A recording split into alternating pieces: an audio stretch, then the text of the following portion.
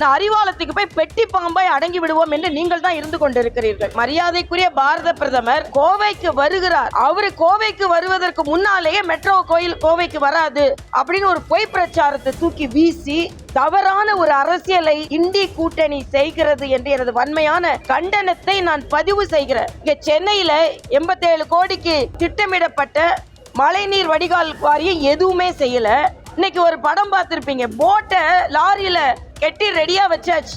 ஆக நீங்க ஒழுங்கா மழைநீர் வடிகால நடைமுறைப்படுத்தி இருந்தீங்கன்னா போட்டு எதுக்கு? மாநகராட்சி போட்டு வேற இப்போ விலைக்கு வாங்கி வச்சிருக்காங்க.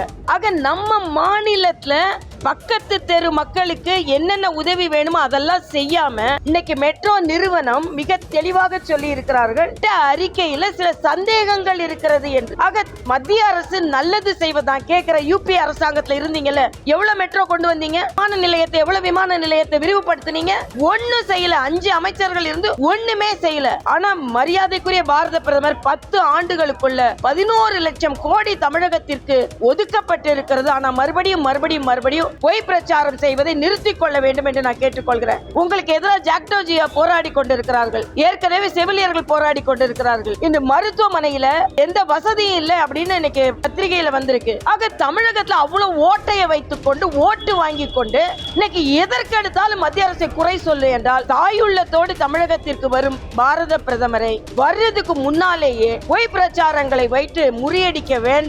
உங்களது பொய் பிரச்சாரம் முறியடிக்கப்படும் என்று நான் தெரிவித்துக் கொள்கிறேன்.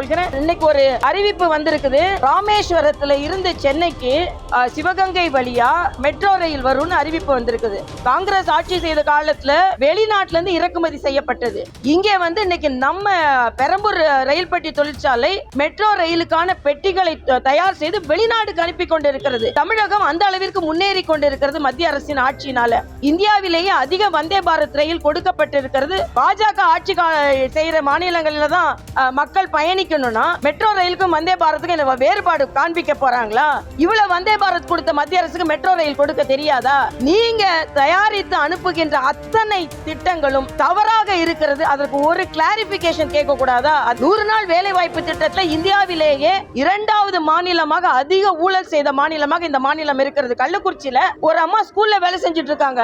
அவங்க 100 நாள் வேலை திட்டத்துல காசு வாங்கிட்டு இருக்காங்க. ஆக அப்படிப்பட்டதை தடுத்தால் உடனே இந்த கம்யூனிஸ்டுகள் வயிறுல அடிக்கிறாங்க, வாயில அடிக்கிறாங்கன்னு. யாரோட வயிறும் வாயிலும் அடிப்பது பாஜக கிடையாது, பிரதமர் கிடையாது. நீங்க தான் உங்களுக்கு தொழிலாளர்கள், உங்களுக்கு துணை புரிந்து கொண்டிருக்கிற தொழிலாளர்களை உதாசீன செய்துவிட்டு எது செஞ்சாலும் நான் அறிவாலயத்துக்கு போய் பெட்டி பாம்பாய் அடங்கி விடுவோம் என்று நீங்கள் தான் இருந்து கொண்டிருக்கிறீர்கள்.